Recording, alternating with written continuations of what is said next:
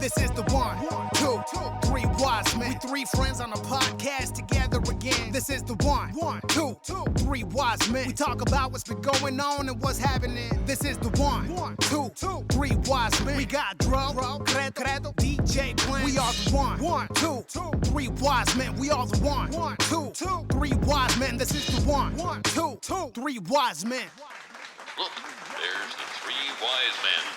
Happy New Week, everybody. Welcome to episode 3 of the 3 Wise Men podcast. On this panel, broadcasting live and direct from our home studios, I am Dro Breeze, live from Washington State.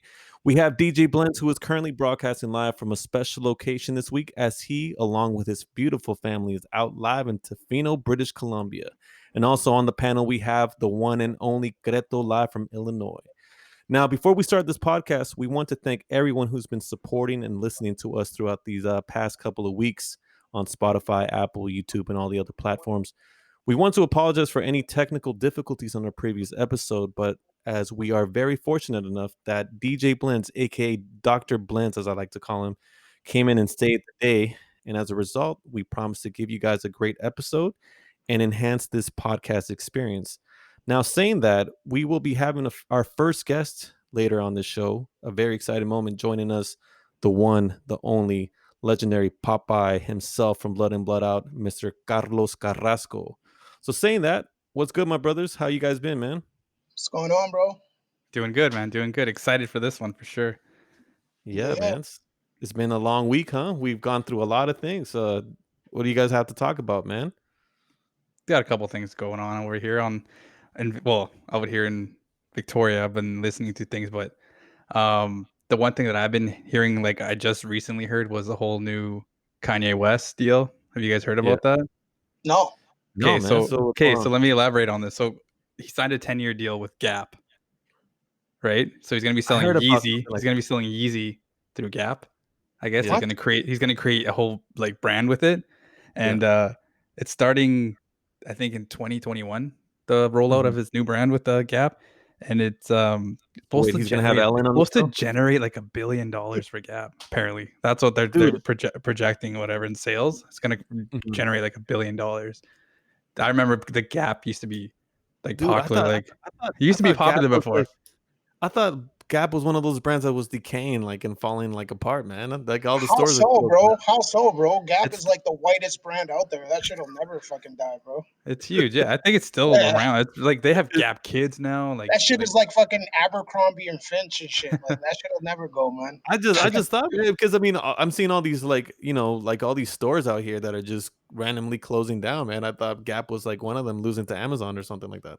So after he signed a 10-year deal, right? After the 5th year, he can choose to renew it or not. If it does that good, like he can Yeezys, yeah. Like it's gonna be a Yeezy sign with the blue logo around it. In 10 years, he's gonna sign with. He's got a 10. Yeah, there you go. Right, he'll switch over. He's like 42. How old is he? 43 right now. 42, I think. So he'll be like 52 when this deal's over, right? So in 5 years, if he makes a lot more money, he can stay with the deal or make a bigger deal, right? So we'll see how that goes. That's what I just heard recently today, that he's got a new deal with Gap. So that's a big investment, man. Yeah, that's a big investment for Gap, man. I mean, and it's also a risk, man, because like I was saying, like I'm actually shocked. No, I'm aware, Flacco. Like, I mean, I'm aware that Gap is huge, but I just thought that, kind of like Macy's and all these other stores that are just randomly disappearing. So it's for Yeezys strictly, or like so. Yeah, so but you know what? So it's gonna be Yeezy. So it's gonna be Gap shoes. He worked at the Gap. Gap shoes. He used to work at Gap. Yeah, that was one of his first jobs, working at the Gap. Man, so maybe that's the connection that he has with Gap. I think that he used to work for Gap when he was younger. That explains why he wore so many polos in that backpack back in the days. No doubt, But he wore actual like polo brand shit. Designers, yeah, he totally wore designers. Yeah. That's crazy, man. Well, at least it's good for Kanye, man. At least he's not doing something crazy like he usually does. At least he's doing something productive during the whole COVID-19 shit. Yeah, no doubt. But yeah, that's what I heard recently today. I don't know if you guys got. What do you have to talk about, Dro? Before anything, man, Concreto, man, I want to say, man, we watched that I'm No Longer Here movie, man. And I gotta say, man, that's an awesome recommendation. If anybody's listening to this, man, that movie had me listening to cumbias for like a week and a half, man. Yeah, me too, man. I mean, We told you done that. with it. I'm done with it. Like I lived my cumbia stage already. But, Yeah, man. I was like, man, this is pretty good, man. And that the actor killed movie, that yeah, role, man. yeah, That the guy. movie was sick. If Bro. anybody's listening, man, it's one of the Creto's highly recommended movies, man. That's a great movie, man. I'm actually, I would like to see a sequel personally. You never know, right? Mm. But You you know know, what? I think, in my opinion, bro, I think they should just leave it as is. Because if they try to go in and do a sequel and then fuck it up, it'll fuck the whole shit up. You know what I mean? unless 30 years from now when they actually make a sequel with his son doing the thing. You know? You know what? It's funny because Creto's like, I've moved on from that. You know what Creto's moved on to now? Slow down Little Rock. merengue. Slow down merengue. He's like, I'm on that merengue slow down tip now. Oh shit. Yeah, man. I was just shocked, man. We were just watching that, man. It was a fucking good movie, man. I was actually really, really, really impressed. It was Especially well with the done. low It was well budget that they had, man. Netflix is onto a lot of great things, man.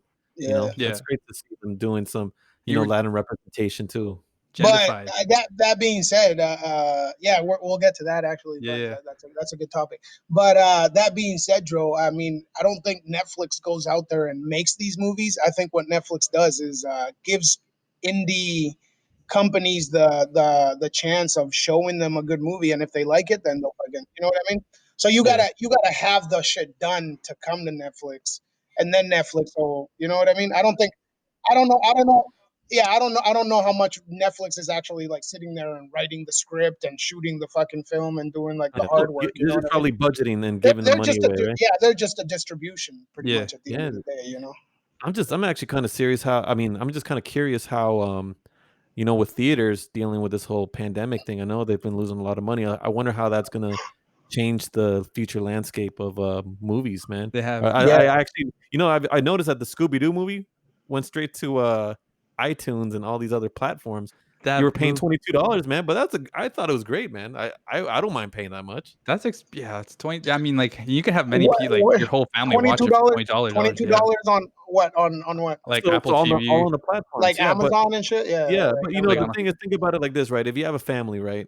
yeah, And then you basically go to the movie theater, you're gonna be paying like what, $7 for a ticket, and then you're gonna be paying like $50 for like popcorn. You yeah, know yeah, how yeah. No, it's I feel you. I feel it. It's cool. Yeah, I think they should have been doing this a long time ago. That movie should have just went straight to fucking all these things that we have now. And also, if you do want to go to the movies, if you're one of those people that wants the movie experience, then you should be able to do that. But also, there's a lot of people that either don't have the time or they don't want to go out because they have especially like with a everything family. going on, man. Yeah. Exactly. Yeah, So I think that they should have been putting movies straight to fucking all these platforms that we have available for streaming now. And it I'm just makes shit thinking. easy, you know what I mean? No, I agree, man. I think that after this whole COVID-19 thing, do you know how many movies are currently pending that actually had to move their release date?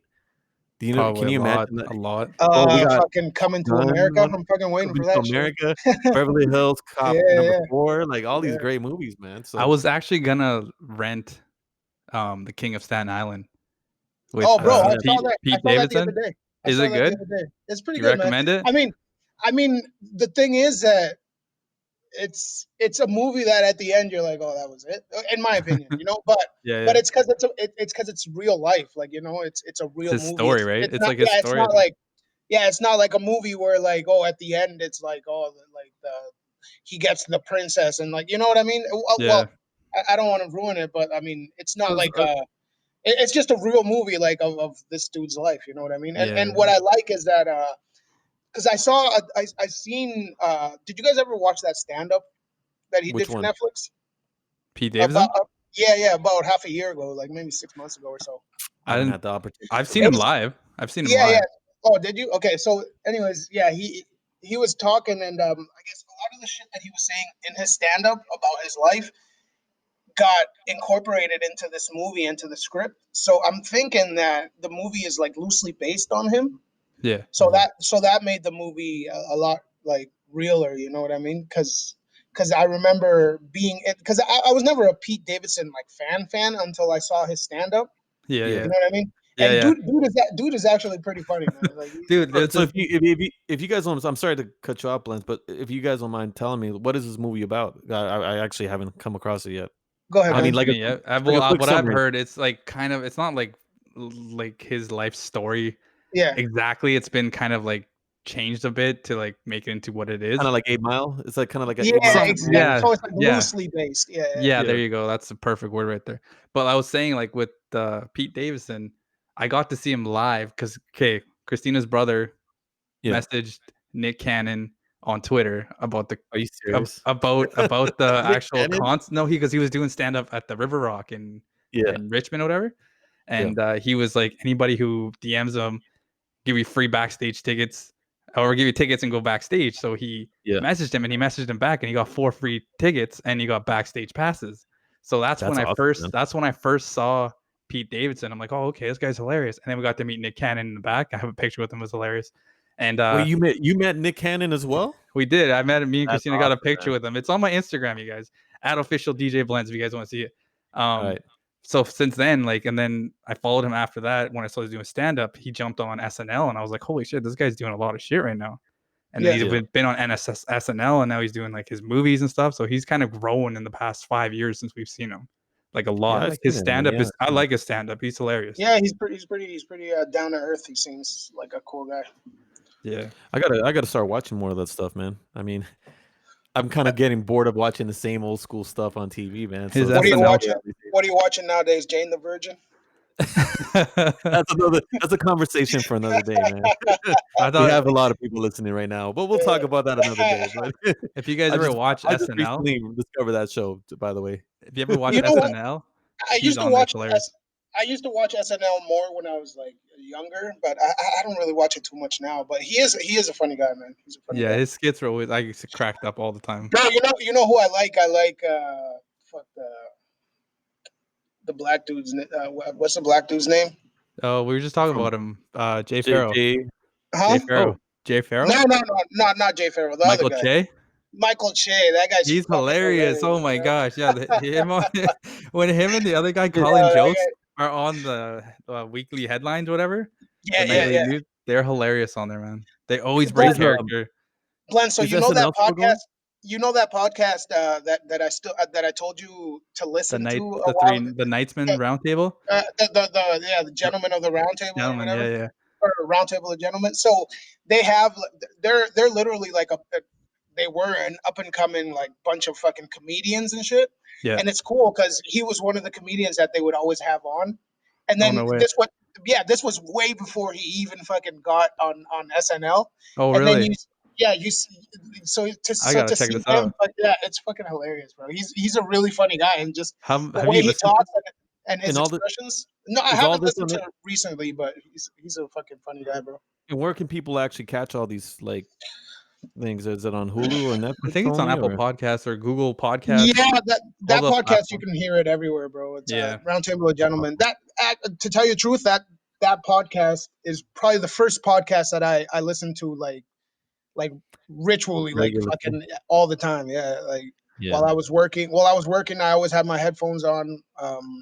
When I was working in Toronto, I was working night shift driving a truck and shit, and man, those podcasts can do miracles, man. Yeah, you have a long drive, bro. Being by myself, like fucking from 11 p.m. to like 6 a.m. type shit. Like it literally felt like I was with my friends because that's the vibe these guys would give out for real, bro. Yeah, man, that's the way it is, man. And I hope people have that experience when they listen to us. Definitely.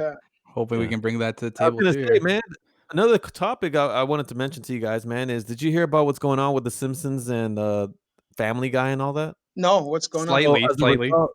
So as a result of everything going on, with the whole racial tension and stuff like that, I know I'm not too sure if you guys know about the Aunt Jemima, Uncle Ben's rice, and I've heard this, and I hope this is not true. Them, right? But abuelitas, the chocolate, the Mexican lady, tapatio sauce. I heard again. They're thinking that this is too racially. What's the word I'm looking for? Maybe you guys can help me out. Incorrect. Yeah, they're trying to political correctness or something like that. Yeah. So they're now changing all these brands, and there's some of them are actually being discontinued, like Aunt Jemima. What? You know what? Miss I heard Butterworth. about that. I heard Yeah, about so they're Aunt Jemima. doing it. Yes, Discontinue? because they feel that it's too racial against. I mean, it's Didn't incorrect. I thought they tried changing the logo, or did they? So Or were they just going to discontinue it? supposedly some of them are being discontinued from what I heard. Some of them are changing the logo. So Tapatio sauce, which is that Mexican guy Yeah. with the thing. I hope this is not true, but I was just reading about that now there's a big movement for that too. And it's just getting crazy as a result. And this is shocking. This actually came out yesterday. That the guy who does the voices for Apu, Dr. Nick Riviera and Dr. Hibbert and all that, are no longer going to allow white actors to voice characters of color on The Simpsons. And that's a big thing, man, because there's a lot of funny characters that do The Simpsons, you know what I mean? Yeah, yeah. And then it just came out of nowhere. The guy who voices Cleveland is actually going to stop doing it himself. He elected to stop doing it. Wow. But see, So- okay, that's something I have a problem with, because I mean, where's the line drawn? That's kind of bullshit in my opinion. I mean, yeah, you have to respect race and you have to, but there's a time and a place for everything. Like these Yeah, people, I don't think these people are being racist. They're just, I don't know, man. I don't even know what to say to not sound fucking. Well, They're here's the voice thing, man. actors, right? So like, you know, it's acting. No, I agree. Like they're not trying to be racist. I think they're not trying to go that route, but that's just what they do with their voices, right? The one that actually the thing that shocks me out of everything, man, is The Simpsons. I've never seen them actually take, like, I've seen them actually, white actors using voiceovers over colored, people of color on their episodes, but I've never seen them use it for a negative, push. No. Like, I mean, think about Apu for a second, right? So this whole thing actually started with some East Indian guy or South Asian guy actually started this documentary about how Apu is racist and that they should remove I remember him from that. I understand where they're coming from, but hey, man, as a Latino man, you got Dr. Nick Riviera, who's the doctor who likes to party too much and he messes up everything. You got Hey, Bumblebee everybody. Man, and then I mean, I know there's the thing about stereotypes, in my opinion, is there's a truth to every stereotype, and that's what makes things so funny, right? That's what's funny. But You know what I mean? people, I don't see, but I understand there is people that take it from the point of view of like, yeah, the stereotype is real. Then they do cross it over and go racist with it. Like, you know what I mean? Like, yeah, but like, but I don't feel like that's the case with The Simpsons. At least, no, because, that's not. It's like what Dave Chappelle always did in the Chappelle Show back in the day. yeah. Like he was being racist, kind of, but he was just laughing at the stereotypes, Yeah. the stereotypes are real, like they are real, like they exist. The crazy thing to me is that you tried using that the South Asian community tried using that episode about Apu, right?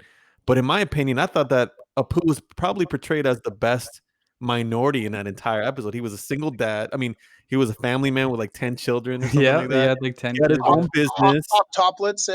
Yeah, he had his own business, and He became a citizen and everything, right? Like he got I remember that had more episode. episodes that were positive about him than anybody else. I mean, you had Dr. Nick Riviera that says, I saw one of the episodes where there was a billboard. It was like, the good thing about going to my service is that if you die, you don't have to pay for your medical bill.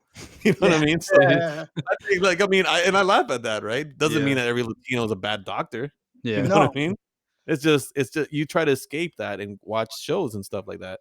And I don't understand why. I mean, for example, the Cleveland show has been going. I mean, they were on for a long time with the majority of black cast, right? Nobody had a problem there.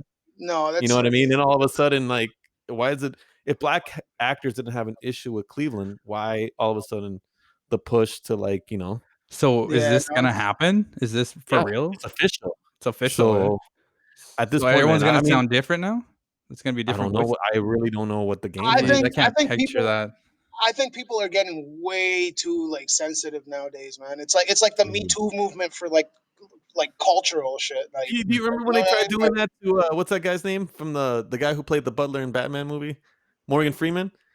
He was just like, you have a nice dress. It's like, no means no. Like, what? It's like, he just commented on your dress. Like, I don't see nothing. He commented on my dress, that pervert. It's like, bitch, don't wear a fucking dress then. It's like, yeah, it's like, I don't know, man. It's just it's like, My bad. I know there's people listening. My bad. girls, I take that back, but yes. It is what it is, man. And again, we're just having fun with this whole conversation, man. We're not racist people or nothing like that. You know what I mean? No. But like I'm just saying, man. Like I don't know, man. It's just not gonna be the same. I mean, that's what made those characters so unique. You know what I mean? Like Dr. Hibbert. He was a doctor. Yeah. Like you know what I mean? Like I think we're lucky enough, guys, that you guys don't know how lucky we are that we grew up in a really multicultural area. Like Vancouver is probably one of the most multicultural places I've ever been in my life. Of course, like there's places like big cities Toronto. like New York and Toronto and shit, right? But seen like every race in Toronto. That's exactly awesome. like here, bro, where I'm living in Illinois right now, it's like Hicks, bro. It's like I have nothing against like straight up Hicks. Like I got nothing against them. I love everybody, you know. I respect everybody, but I'm living in the type of place where you see a dark skinned dude and you double back and you're like, oh, I've never seen that one here before, that guy here before. Yeah, I know what you're saying. like it's and right I to don't see. mean, you know, I don't mean to do that, but like it's just where I'm living right now, you know. You won't believe it, man. That happens to me sometimes. So actually, you know, so I live in a very, very populated area of Mexicans, right? And I'm so used to seeing it now that when I go visit family back in Canada, even if it's like 40 miles away from where I live, as soon as I cross that border, it's like night and day, man. I'm like, what happened? What happened to all the? I was like, where's all the Latinos, man? That's just it trips me out now. Dude, that's how I feel when I go that way down to like Seattle. I feel like, whoa, where all is? I'm like so many like Spanish people here in like Bellingham. As soon as you cross the border, right? Yeah, man. It is, and I even catch myself doing crazy things because I'm like, say I'm visiting my mom, and I'm like, hey, I'm just gonna go get some tortillas and stuff from the supermarket, and then I'm at the supermarket, I'm like, wait a minute, they don't have that shit here. You know what I mean? It just throws me off, man. It's like so bread. I mean, it's like I completely understand where you're coming from, Flaco. Like, why is there French on the TV? Why are they speaking French? Right? And then you're down here in the States, and then you see the Spanish, other side of the cereal boxes in Spanish and everything. You know what I mean? It's cool. It's just crazy, man. But I mean, it is unfortunate, in my opinion, that kids today are gonna grow up with the. This is too sensitive, man. Just way too sensitive. I mean, look, man. I understand. Okay, you know about blackface. You know what blackface? I completely. Yeah, I understand that. I'm that's horrible. Like, you know what I mean? That's very horrible. Yeah. You can't do that. That is straight up racism. But I mean, in the case of the Simpsons, every Simpsons episode, if you guys remember, always teaches you a lesson. That's the thing that made the Simpsons so unique. They always showed you a situation and then the problem, and then they made it in a funny way, and then it ended in a way.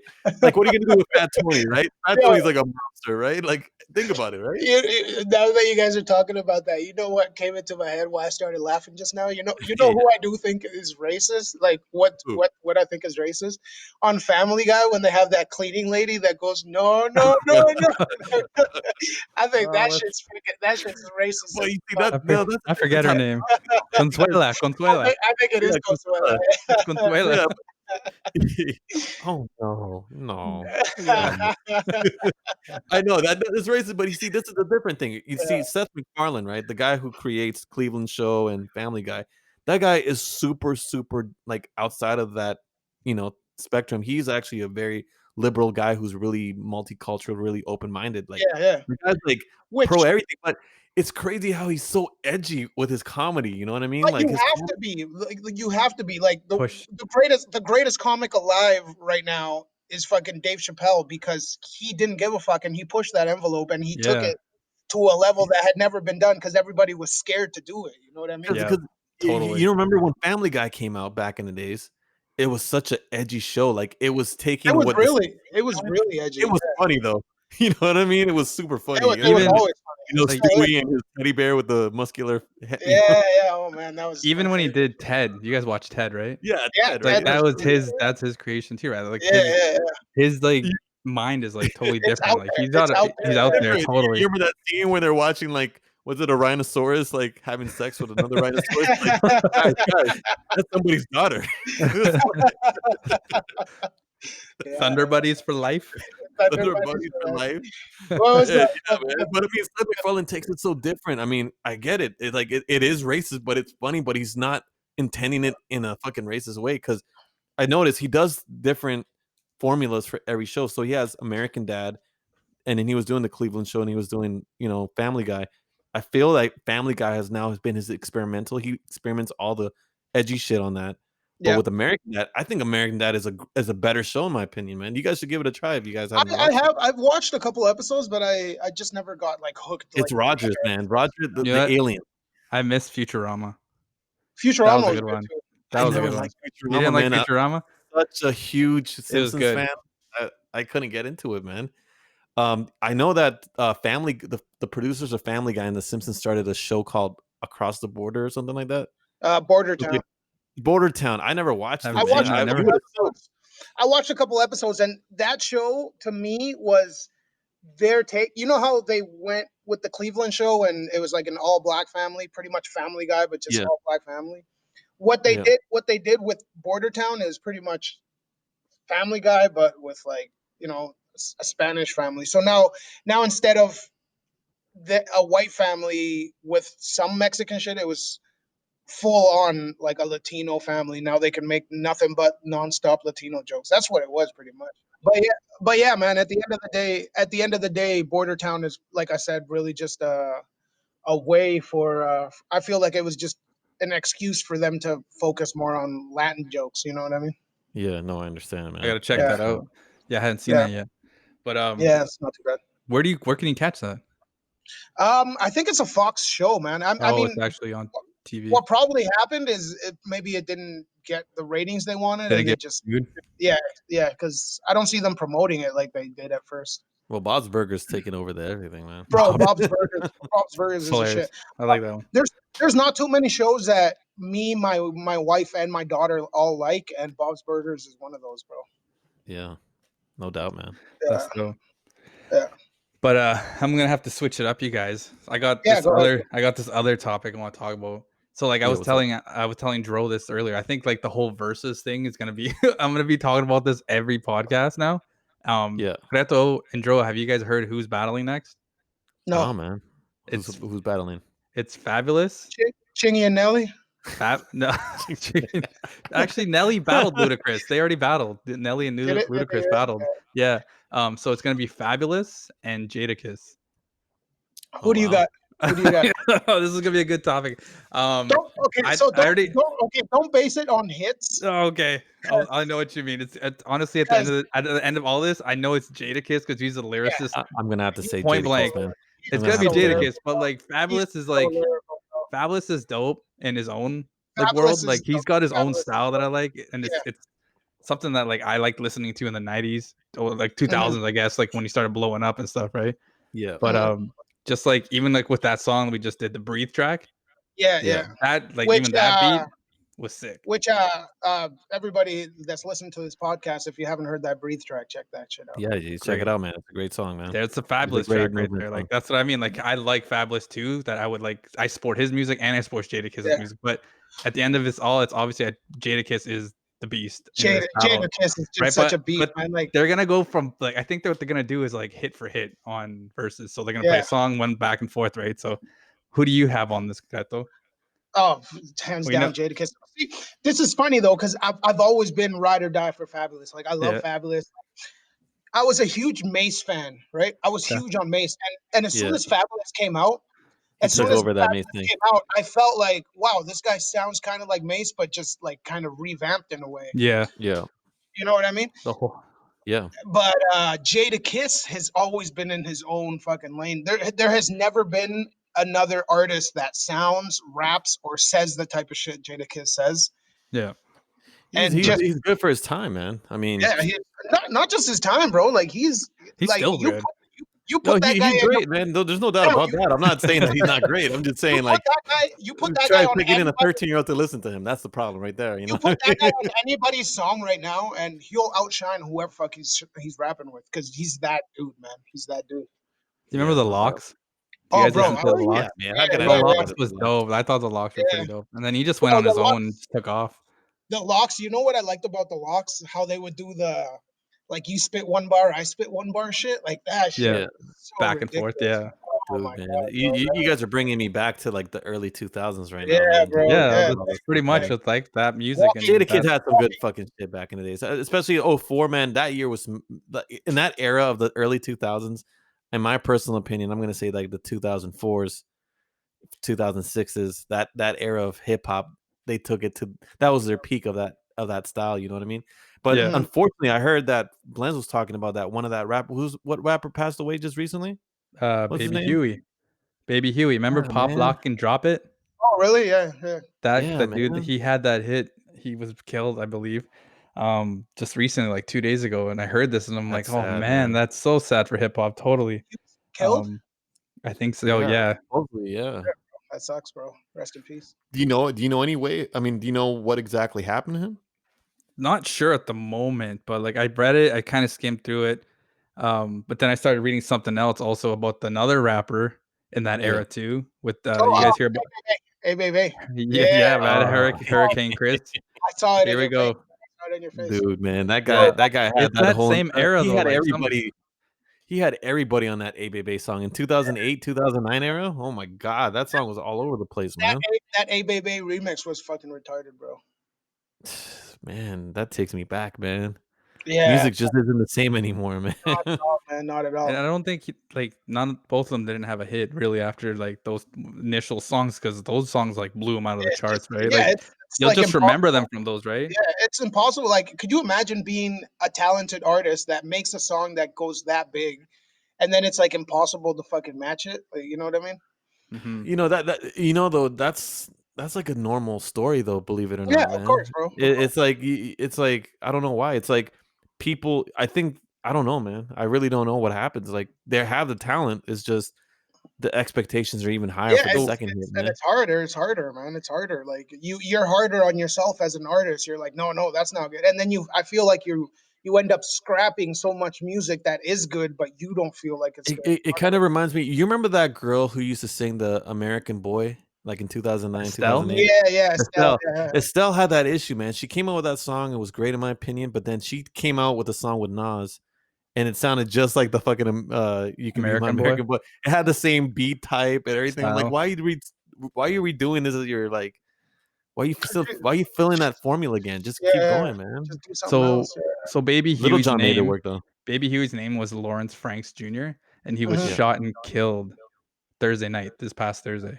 Like Damn, that's crazy. That's crazy, in bro. St. Louis. Is there a reason why though? No. If you read up on it, Blends, how old was dude? Because he's got to be like in his 40s or something, right? I think he's around your age, correcto? He was born in Yeah. He was born in 1989. Okay, so he's a couple of years younger, man. Dude was young. Dude, as shit, I mean, bro. we're still young. You know what I mean? Like, you know, Oh yeah, we're young.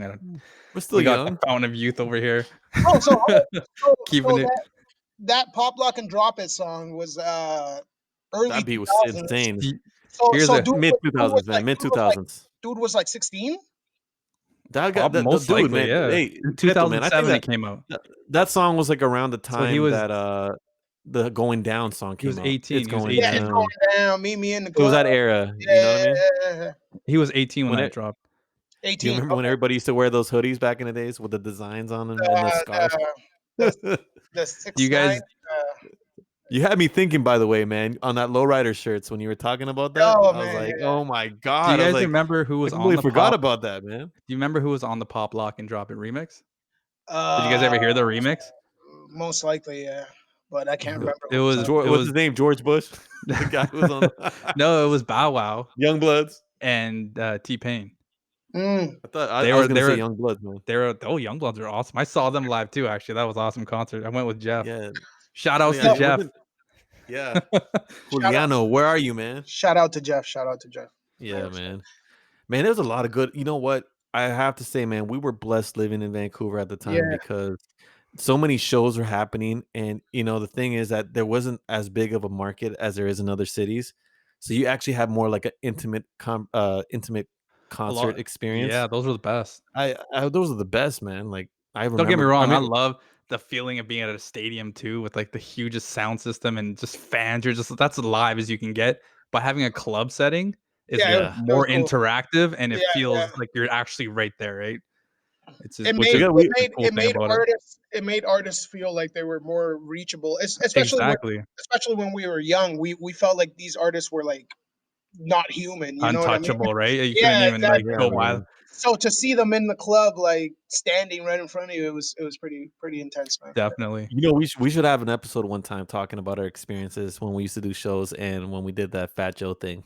one day, man. That'd be a good talk about. That was interesting. Yeah, definitely. Yeah, but I mean that experience, Plush, back in the days, for everybody who's out in Vancouver, man, Plush was like the #1 hip hop destination, man, for that stuff, man. It's sad to see that pretty much doesn't exist anymore, man. It's just Didn't they change the name after Plush and then they shut down? Gossip. They call it Gossip. Gossip. So everybody out in Vancouver, man, shout out to everybody. I don't know if G-Man and Risks is out there still, but shout out to them, man. I know with the whole COVID-19, this thing must be like destroying their business, man. They put us on for our first show, remember?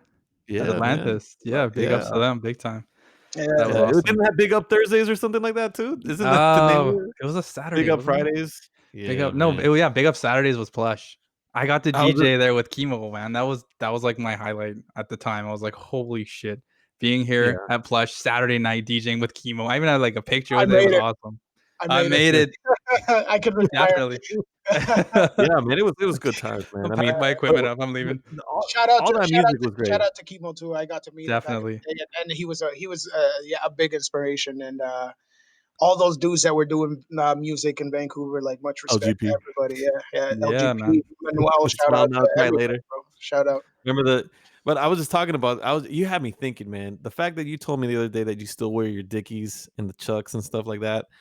I was like, man, I don't even wear any of that stuff anymore. And then Creto brought up the fact that, hey, man, remember back in the days, everybody used to wear the lowrider shirts.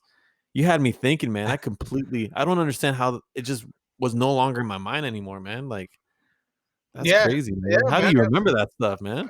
We were talking about it because we were talking about Dickies, and I told you how I still rock Dickies, man. I've never stopped wearing Dickies. Like, Dickies is my shit, bro. Like, I don't care that they're fucking $25 pants. I don't give a fuck about that. We're gonna see Creto sign a deal with Dickies soon. Watch, just like you're gonna be the Kanye of this.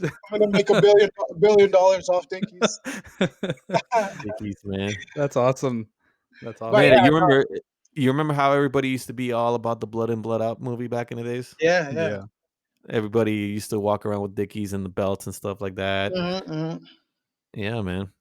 It's crazy, man. I mean, so many. I just wonder how this new generation. That movie made me so proud to be Latino, bro, and I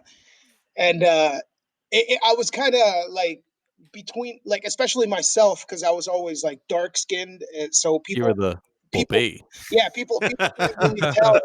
People couldn't really tell that I was Latino growing up. Well, some people could, if you know. We just knew, man. We just knew you were Latino, man. If you know what Cubans, Dominicans, Puerto Ricans, Colombians look like, then you know I'm Latino. But for the average person, you wouldn't know. So So seeing an actor like Carlos Carrasco.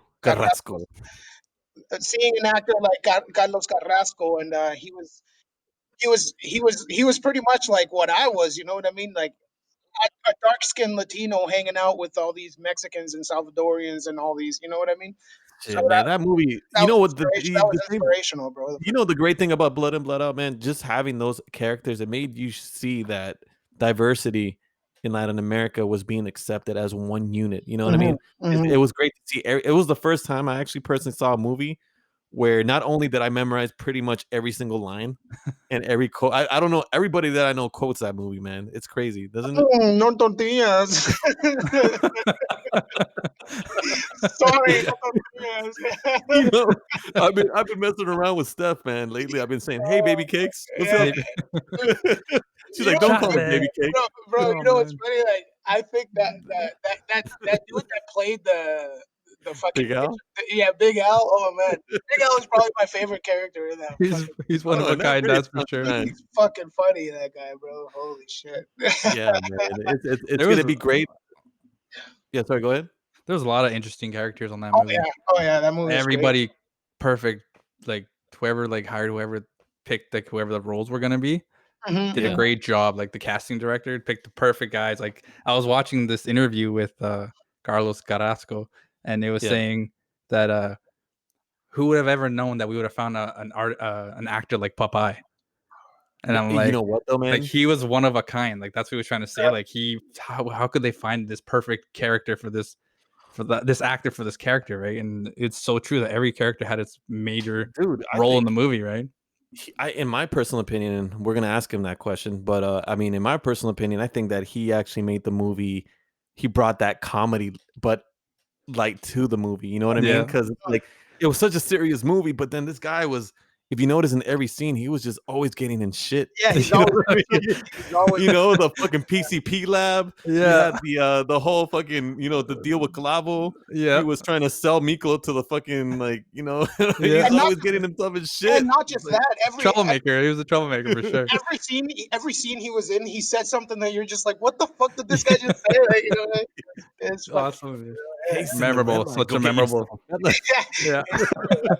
Yeah. So that's It's like I yeah. remember watching that. That whole movie was Man, but you amazing. know what? It's so influential, man, because with our special guest coming up soon. I mean, I don't know, man, but everybody that I know basically literally grew up with this movie, man. And Yeah. people can quote it. And this is the first Latino movie that I actually noticed that you can ask anybody in other races, man, and they know this movie, man. Yeah, yeah. This movie actually touched people. Like, shout out to Yuri. I know Cretos, you still probably keep in touch with him, man. Yeah. That guy loved that movie back in the days, man. Yeah, and he's like Ukrainian, and you know what I mean. So You know what I Yeah, mean? I was telling Joe about Elgin. You remember Elgin? yeah, of course, bro. I posted the picture of the podcast with Popeye on it, right? Mhm. Yeah. And he literally messaged back. He's like, "Yo, Popeye, holy shit!" Like he even That's remembers him. awesome. So That's awesome, it's bro. Yeah. like that movie is like very known for like It's crazy, man. its And you time. know what's crazy? How old were you, Flaco? I mean, Creto, when you watched this movie? Because we just Oh man, fuck, I can't even say it. Like I was super young, bro. Like I saw that movie probably like before I could even go hang out by myself. Like you know what I mean? Yeah, yeah, I know what you Like mean, I man. saw it like as a kid before I knew what that whole scene was. You know what I mean? Man, you guys remember laser discs yeah, back in the days? Those big ass CDs before Yeah, DVDs came out. yeah. yeah. My brother, shout out to my brothers who's listening, man. He actually put me on game on that, man. He brought this big ass laser disc thing, and he's like, "You gotta watch this movie, man." Man, 3 hours later, I was fucking like buttoning up my shirts and fucking combing my hair back, man. Yeah. Yeah, shout out to Meme, man. That sounds like something he would do, man. Shout out. Like Yeah, that's man, I was just awesome. like a little kid, man. It's like it fucking influenced me, man. But like that movie's special, man, and it's great to that we're gonna have him coming on soon. Um, man, I don't know what to say, man. Like it's just crazy, man. Like No, it's great. it's crazy when we look back at all these pop culture things, and I'm not just talking about movies, but talking about TV shows and talking about like music and everything like that. We were just lucky, man. Our Yeah. generation was just lucky because this new generation, I have no idea if this is something that still will interest them. You know what I mean? No, The I mean, generation above us. I think it should be because TV is a huge part of like it's got such No, an it is. impact on Influence, yeah. yeah, it's got an impact and a big influence on the youth. You know what I mean? So I mean, whether it be negative shit or positive shit that they see on TV, it's all at the end of the day, it all stems from reality. So you can take what you want when you see these things. You know, you can take it how Yeah, you like. man. You know. Do you guys think there's gonna be a stop to this though, man? I mean, when I mean stop, I mean like So what? the political correctness to everything from music to like because look, dude, man, I'm not here being a crazy, conspiracy guy or anything like that, but they're doing this to movies. After this, it's gonna be music. Yeah. Is rap music itself gonna be different because in the future they're no longer gonna rap about certain things? I You mean, get what I'm saying? Like, it's already different though. Like it's already there. no, it's different, but I'm saying like, are they gonna start saying, "Hey, we shouldn't rap about stuff anymore"? Like, But they've already been doing that, Joe. Like they've already been you think so? censoring. They've already been censoring people. Like you know. What do you think, Blintz? What do you think? That's a good question. I don't know. Like, yeah, music is already changed, but like, Yeah, is it gonna change for the good or the better? Like, we don't know with everything that's going on, right? Like, so yeah, man. I hope it does something like changes the wave of music maybe right now. Like it Mhm. slowly is already. It's like So we'll see. I don't know how it would feel if Spotify or Apple Music just randomly took down, albums. Oh, Too Be- Short was too, you know what I mean? yeah, Yeah, can you that's imagine actually that? I yeah. was like, There's I oh, that mean, would break my that's a heart, man. different yeah. That's a different perspective on I this, mean, definitely. the thing is that I mean, they've always like rap has always been an underground thing. So if for some reason big companies like Spotify and all these other companies took the Apple shit Music. down, and Apple Music took the shit down, then I'm sure that fans would still find a way to fucking stream these songs, and it would still be available because the culture will never die. Like what will No die, doubt, man. what will change is the pop culture. Like what's on Yeah, man. what's on mainstream and what people can see like on TV and the radio, that'll change. But It's kind of like, man, look, like not too long ago, man. Like, I mean, we're born in the mid 80s, 80s. yeah, And I remember growing up watching Tom and Jerry every morning, man. And my mom used to put it on TV and I loved it. Now, recently I came across that show and they had it like on like at 2 a.m. and they had a discretion is advised type of thing. And it's like, man, what the hell's going on, man? Like, I used to watch this as a kid. Now it's like they're warning me as an adult, Yeah, to like, yeah. you know what I mean? It's like, that's crazy It's like times, man. no cats were hurt during this recording. No Yeah, cats. Yeah, man, it's gonna be interesting to see what's gonna happen with everything, man. I mean, I understand certain things need to be done, but at the same time, it's like, I don't know, man. It's like I feel like they're just. I mean, I understand the reasoning, but Yeah. what I'm trying to say is that how much of it is being a victim of it that doesn't need to be a victim of it. You know what I mean? Mm-hmm. This is crazy, No, man. I think they're overdoing it. That's for sure. But I don't know. We'll see what happens. Yeah, man. Orale, that's a nice placa you got there, ese. You should be riding with me, not fucking with me, carnal. Don't you call me carnal, you piece of shit. I'm not your brother. Scumbags like you are killing off our kids. You should get some clothes on, officer, before you get arrested for indecent exposure. What an example to set for the kids. Listen, you motherfucking rat. Now, it's a great pleasure to introduce our first guest ever on the Three Wise Men podcast. We have legendary producer, filmmaker, actor Carlos Carrasco. Thank you for being on the podcast, Carlos. My pleasure. What's new? How you been holding up during this quarantine? I know it's been I can see it in his eyes. We keep saying, wow, when are the locusts coming?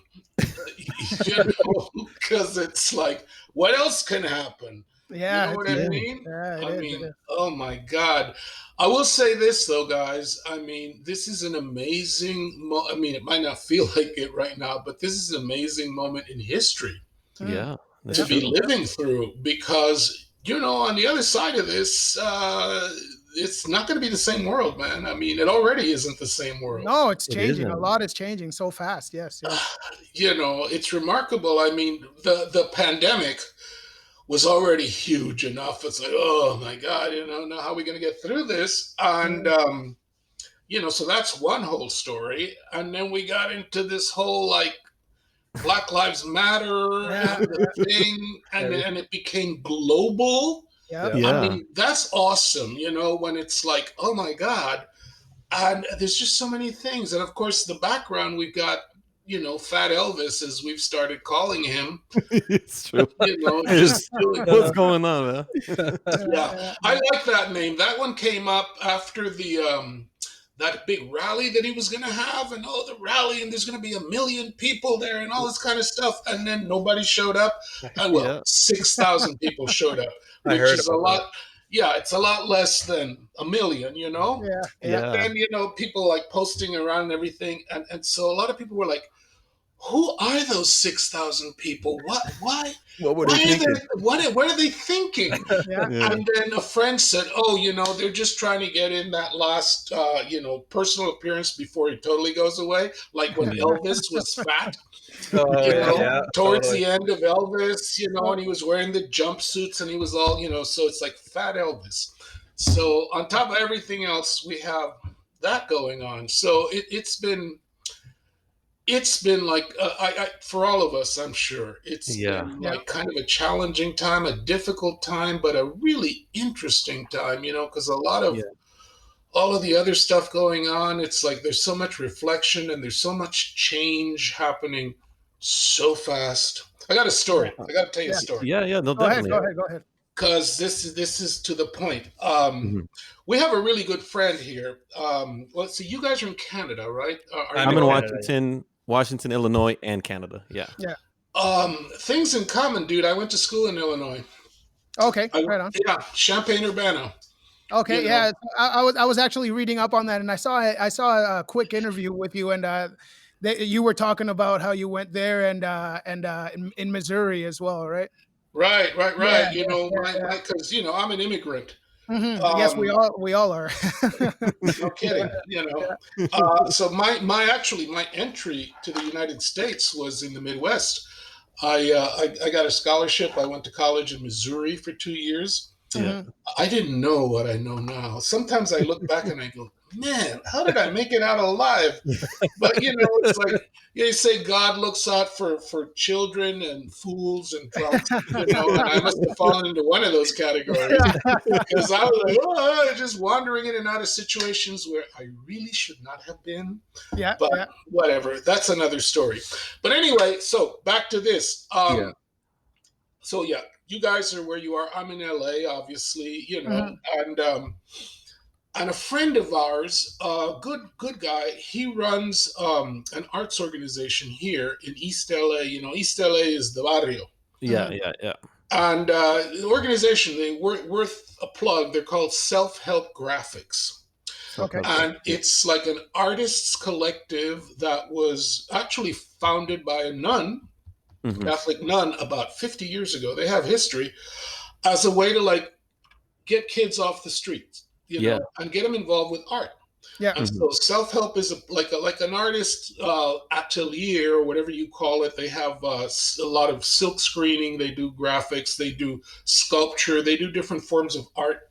They've been around forever. So this friend of ours was the executive director there for a while, and that's how we met him and got to know him. And a great guy. Great. Everybody at Self-Help is great. When you come to LA, you got to go visit them.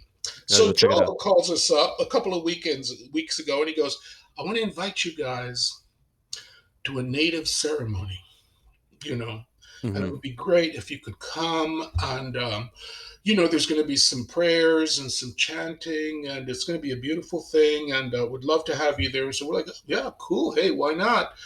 It'll be a chance to get out. I've been locked up and everything. So this will be our stepping out kind of thing. Yeah. So it was like on a Sunday.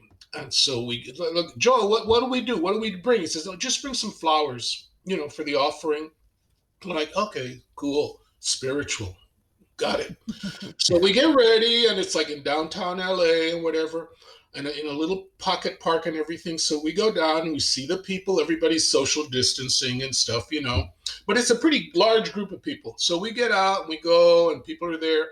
And there are some natives, because it was like a Latino, Native American kind of, because, we're the all vibe. Yeah. So we get there, and the folks are around, and there's a little bit of drumming going, and the native chanting, and whatever, and sage, they're burning sage, and you can say, and it does feel like really cool and spiritual. We found our buddy, hey, man, some other people that we knew. Yeah. And then the thing gets started, and they make a big circle, and this gorgeous native woman gets up there with a loudspeaker and starts talking about, okay, we're here. We're here to commemorate our ancestors. We are here to, honor the land where they walked and so forth. And this is going on, and everybody's like, yeah, and the chanting and the sage. And then after a while, out of the corner of my eye, I see these guys that kind of break off. They look like you guys. And they walk down this slope. And then a few minutes later, they're coming back, but now they've got like these huge ropes and tackle and stuff, and they're coming up, and they go again through the circle, and they keep going. And then we looked up and noticed that on the top of the crest of the slope, there was like a fenced-in area, and there was a statue in there. And then by now, we're going like, no, they're not, and they were. Next thing you know, they climb over this fence and everything, and they go up on the statue. The chanting is all going on. Pretty soon, they got the whole thing tied up and everything, and then these and they're pulling it down. Start coming to the crowd, and then we hear people going, "Pull! Grab the rope! And we're like, "Oh my God!"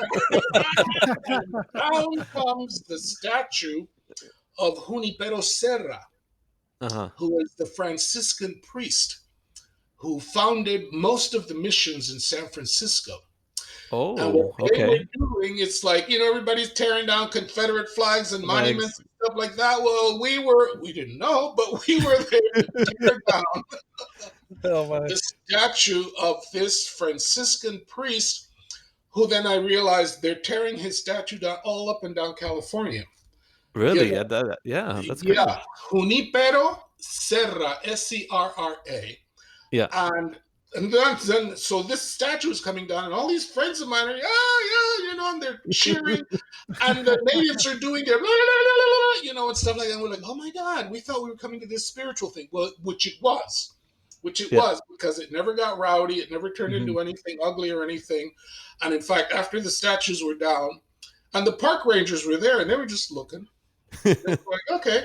And then after the statues came down, then the circle formed again.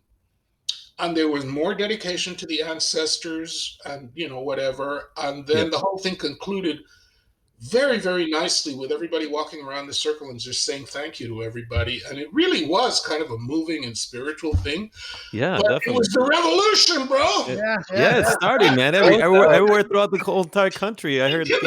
I didn't know I was going to the revolution, but okay. You were there. I was there, brother. I tore down a statue. And this all happened this happened this year, right? That was just 2 weeks ago. 2 weeks ago, yeah. I mean, the next day it was in the paper. Yeah, that's crazy. I mean, have to read up on that for sure. Yeah. Yeah. Sorry, go ahead. No. I was going to say, you can look it up because it was in the LA Times, and then it went national, and then it went international because my brother sent me an article a few days ago from Spain, because the government of Spain. Yeah, things are crazy in Spain right now. Yeah, they're upset because they're like, what the heck is going on? Why are they tearing down all the things?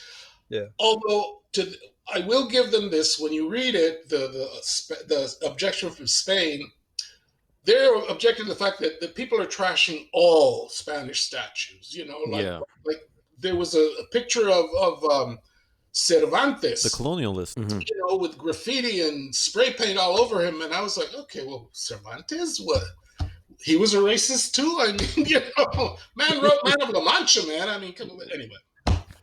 So that's part of how I am going through with this moment that we're all living in. Yeah, it's definitely overwhelming. I was telling everybody here last time that it's just like everything on the news is always something happening, and I feel like it's the president who's really not leading the people. It's all about him, and when we need somebody to rely on to help us guide us through all these things, it's all about him. Look at my numbers are so huge in Tulsa, Oklahoma. 6,000 people showed up. It was nobody's wearing masks, and as you're aware, the resurgence of this virus is coming back with a vengeance. And it's just, when is life going to come back to the way it was, right? I know, and the more that you're entirely right, the less leadership we have, the longer it's going to go on. I mean, it's just that simple. I mean, it's like, now I was just watching the news now, and now they're all freaked out in Texas and in Oklahoma and stuff because the thing is out of control and people are dying and everything. And those are the same people that he told 3 weeks ago, like, liberate Oklahoma, liberate Michigan. And everybody's like, why are you doing that? His supporters are crazy. And what's really amazing to me is that people still listen to him. Yeah, it's like a cult. Everybody's just... Yeah. It's like Jim Jones. Let's drink the Kool-Aid. I mean, Yeah, it's a lot tougher for you guys, especially because I'm out in Canada. A lot of things here have reopened, majority where I live, because I live on Vancouver Island. So we're like on an island off the west coast of Vancouver there. And since the beginning of June, everything has reopened pretty much because Canada has had a little less amount of active cases compared to the States. I mean, the States is... You guys are going through it a lot harder than how we feel it here. And I feel for you guys out there. And hopefully you guys are taking, like, you're being safe and everything with what's going on in this world right now for you guys. No, we're definitely trying. I mean, it gets kind of old because everywhere you go, you see people that are either, you see both kind of people. So I went to Walmart to do my grocery shopping earlier today, and you see the people that are really extra careful, but then you see the people right beside them, the people that do not care at all, you know. So it's like I mean, what do we do, you know? So I put a lot of it down to, like you say, leadership, brother. I mean, you know, somebody has to, like, you know, say, this is where we're going, this is what we're going to do, let's all do it together. And, you know, and leaders in the past have done that. That's how you get your country through a war or through whatever. It's like, you know, you got to pull together. Yeah, we the people. So you're in Vancouver Island. I worked in Vancouver once. Okay. Oh, really? Years and years ago. I don't have to tell you that there's so much production that goes on up there. Oh yeah, lots of filming here on the island as well. Hollywood North. Yeah. God, it was a long time ago. I was there like in the late '90s or something. You know, were you working on a film? It was a TV series. There was a producer here in LA years ago who had like remember 21 Jump Street? Yes, 21 Jump Street. Yes, of course. I actually was watching it on Amazon the other day. Yeah. I mean, I'm talking about the series. Yeah. My sister used to go to UBC, which is the university in British Columbia, right? And they actually used to film on location all the time in the late 80s. Yeah. And well, it wasn't that one, but it was that producer. He had a bunch of shows in production at the same time, and he had moved it all up to Vancouver. When they opened a big, huge sound stage up there, when this was all new. By any chance? Yeah. I'm sorry. Go ahead. By any chance, was he I think his name Peter Louise or DeLuise? He was actually was he by any chance? Because I know he became a director. He used to work on Jump Street. No, I think I'm talking about the producer's name. I want to say Stephen Cannell. Cannell. Cannell, I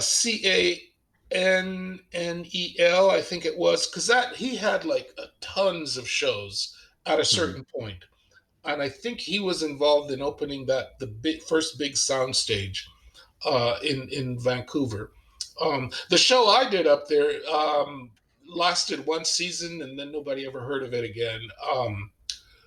It was called Top of the Hill. Top of the Hill was the name of the show. Was that? It was like a Washington D.C. It was set in Washington and politics and stuff like that. Yeah. And the hero was like a young. Well, I remember the actor's name. The actor was William Catt. But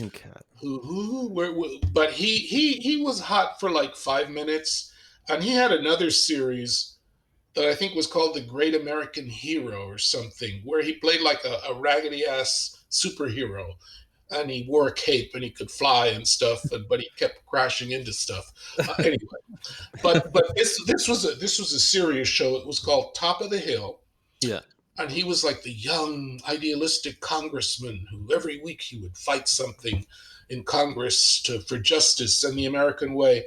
And the episode I did was that I was a bad, evil South American dictator. They always do this to our people. And I was trying to kill somebody. Go ahead. Sorry to interrupt you, but I was when you said that you played that role, I was watching. I used to be I still am a fan of Parks and Recreation, and you did something for them, something like that, right? You were like an admiral or something, something like that, or yeah, that was silly. That was a silly job. Yeah. You know, I almost didn't do that job. Really? How did that job come about? Because it was just. Well, here's what happened. I mean, now it can be told. There are so many stories like this about the time that you were in a movie and then you invited all your friends to the opening, and then the thing happened and you weren't in it anymore. And, you know, all actors have stories like that.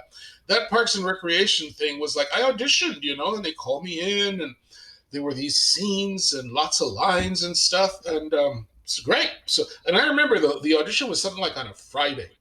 Yeah. And the start day was on Monday. So there was like this whole weekend in between. So I go and I do the thing, and then my agent calls up and says, hey, you booked the job. That's great.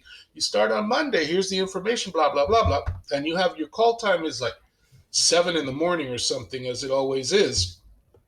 I say that because that's before businesses have opened. Mhm. Yeah. So I'm like, oh, hey, cool, Parks and Recreation. It's a hot show. So I spend my weekend and I'm going over the stuff. And then I report in the morning and they're like, okay, here are the sides. You know what the sides are, right? When they give you the sides are not the whole script, just the pages that you are Oh, okay. involved in. Yeah, I see. Okay. That's Yeah. So, like when you work on a big film, every day at the beginning of the day when you're doing makeup and stuff like that, somebody comes around handing out the sides for that day. So, Okay. and they're usually like shrunken down, so it's like a little like 5x7, sheets of paper, Yeah. so you can fold them and put them in your pocket. You don't have this huge script to carry around. Yeah. Okay. So every day you get your sides for the day. So I go to Parks and Recreation and I get my sides handed to me and I'm like, okay, blah, blah, blah. Because sometimes dialogue has changed or whatever.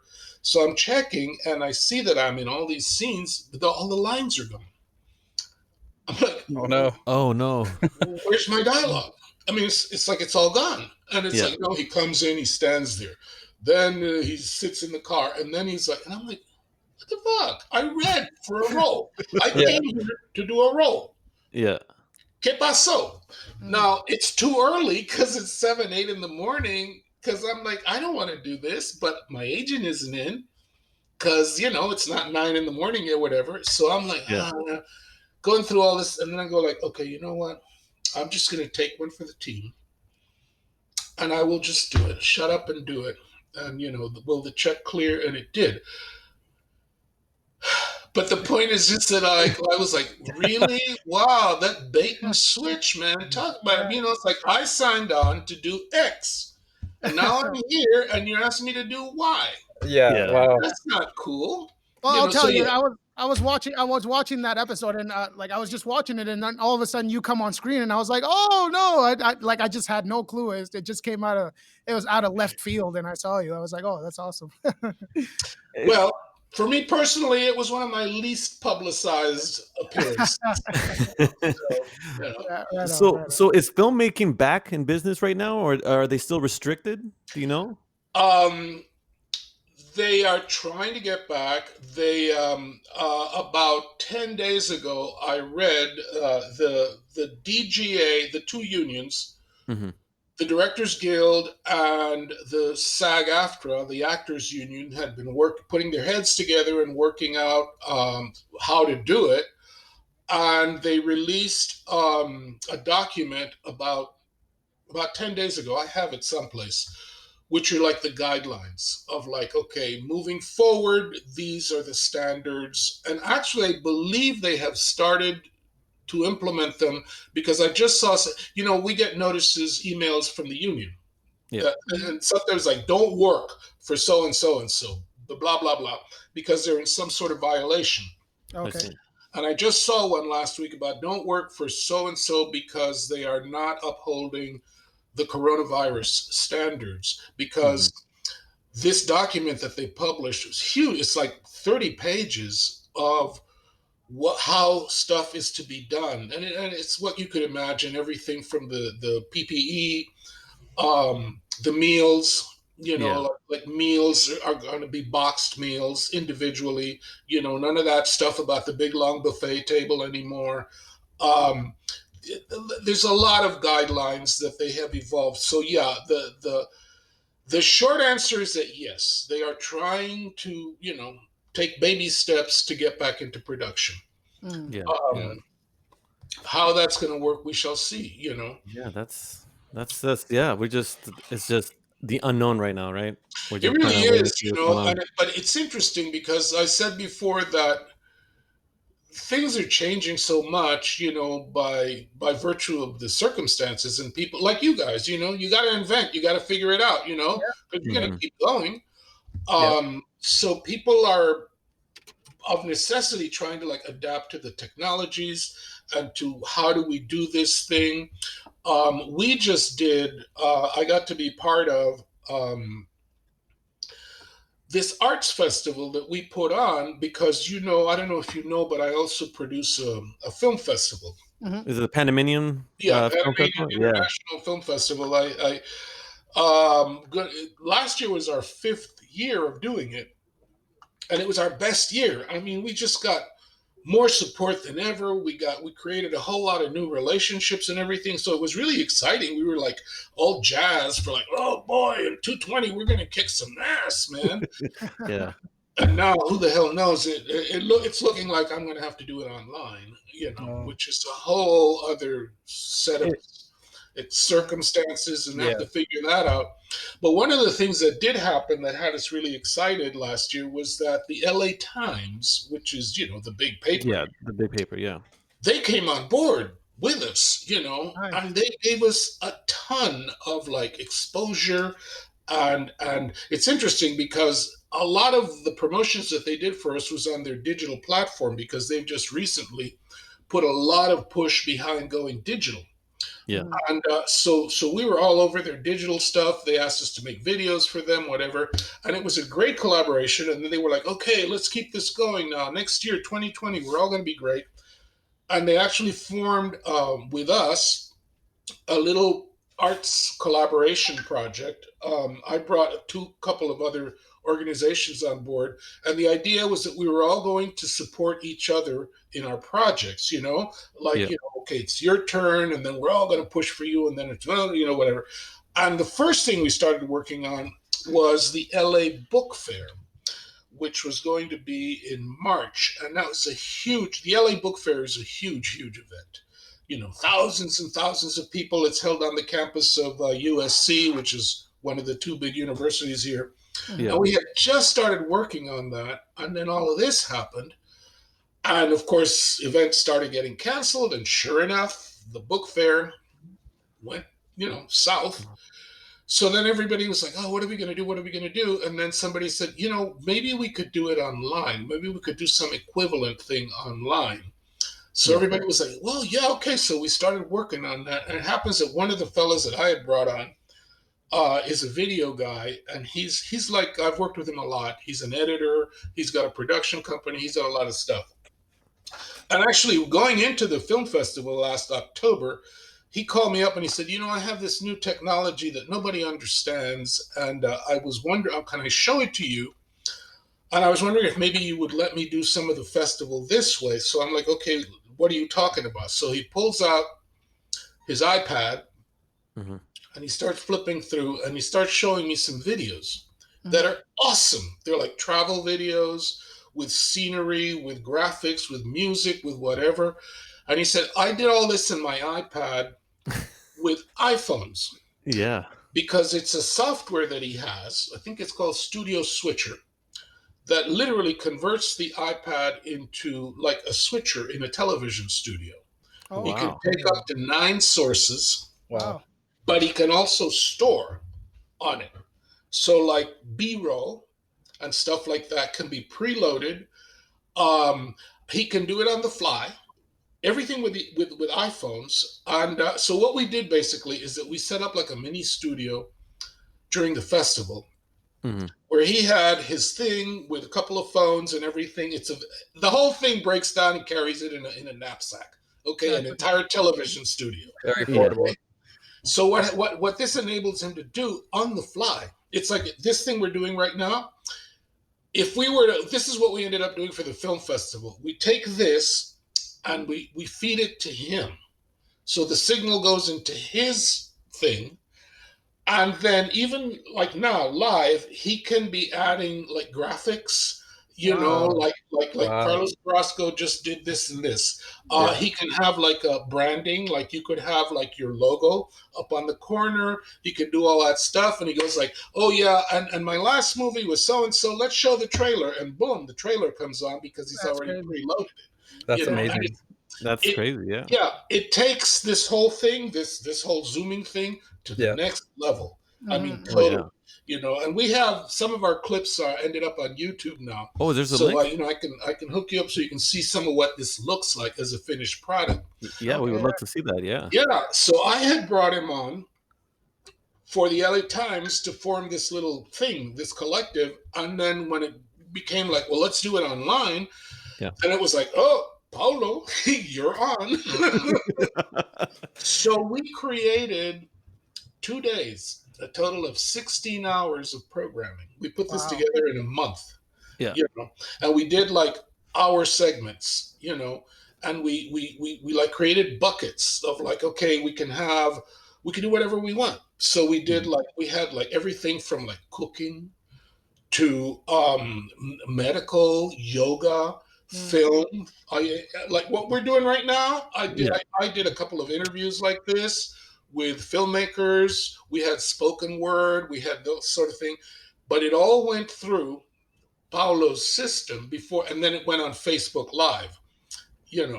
But what you saw on the other end was like a finished television show. It's crazy how technology is just getting more advanced as the days go by, right? And then people are getting more creative, especially with the circumstances. It's great to know that these things are happening. Yeah. And now I laugh because when he approached me last fall about, I keep explaining to clients what this is, nobody understands it. Would it be okay if I did some of it during the festival just so I can have like a show? And I was like, oh, I loved it the minute I saw it. And so then he did it. Now he's in such demand. Now everybody wants to do their stuff, with him. Yeah, because it just takes, wait till you see this stuff. It's really cool. You said we would love to see that. On YouTube, you said, do you have like your own channel people can check out? Or is it like on his channel? Well, there are several channels. I know one of them was on YouTube. If you look for the LA Times in Español, because it's the LA Times in Español. Another thing you can look for is because we created this whole collective, and then they wanted to put a name to it that was separate from LA Times, just in case, that, okay, then we could just move the whole thing. Well, this concludes episode 3, part 1. Please tune in next time for episode 4 as we will continue our interview with Carlos Carrasco on 3 Wise Men. Thanks for listening.